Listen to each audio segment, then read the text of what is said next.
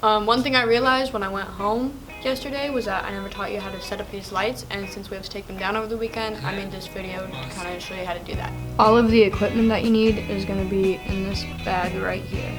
As you can tell, there's a lot of stuff in here, but that's alright because we're only going to be using a couple things.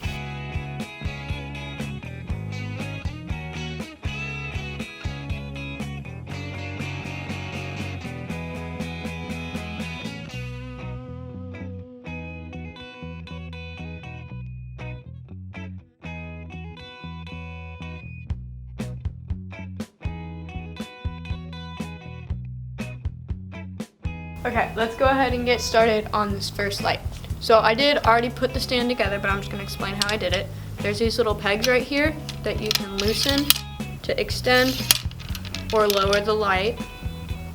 And at the bottom, there's this stand right here. When you loosen this, it's kind of hard to get the peg and the feet out at first.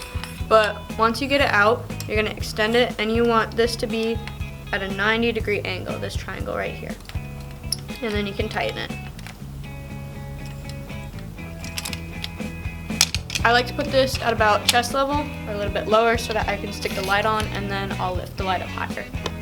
Okay, the first light I'm putting on is this rectangular light, and I've got a kind of a close-up because it's harder to see what I'm doing. So you want to take this part right here at the bottom and just place it on top of the peg, and then there's a screw in the back and you want to tighten that, and then the light won't move around as much.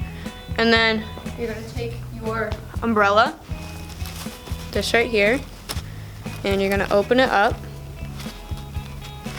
and then the umbrella that I just opened is going to go through this hole right here. I'm going to back up so you can see me do that. You are going to need to wiggle it around a little bit because it's not at a straight angle to get back behind the light.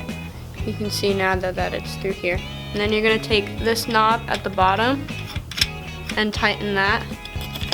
Once you've got the light adjusted to where you want it, you're going to tighten it so that the umbrella doesn't move. And then once you have the light set up, you can go ahead and extend the top so that it's at the right height. I put it a little bit above my head so that when the light angles down, it goes onto the subject better. The second light is super similar. I already set up the stand because you know how to do that. It's going to go, or this pole is going to go through the bottom right here. And then you might have to loosen the knob on the side to be able to get it through. And then once it's set on here, then you're going to tighten it back up. And then you're going to set up the umbrella the same way you did on the other one. And it's going to go right through here underneath this light. You will have to loosen this knob on the side so that you can get the umbrella through. And again, you're going to have to wiggle it around a little bit just so that you can get the umbrella to the other side. With this umbrella, you want it closer to the light because the light isn't as heavy, and you need a good amount of counterbalance if you want the light to stay upright. And then again, I'm just going to extend the stand so that it's at the right angle for the subject. Okay, so to give you kind of a good idea of what it should look like, this is the viewpoint of the subject.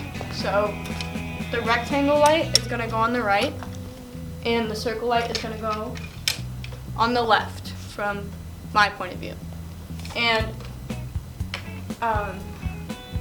if you remember, the umbrellas are facing the back wall because the light goes onto the umbrella and reflects onto the subject. And then you're going to take the two plugs and just plug them in.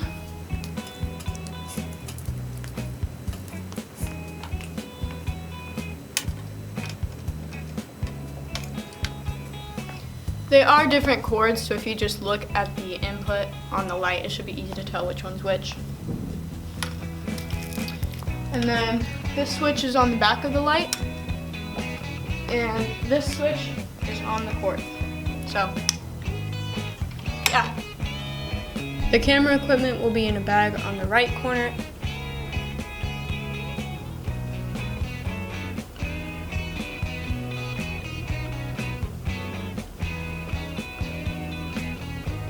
And the extension cord will be behind the red curtain on the left corner.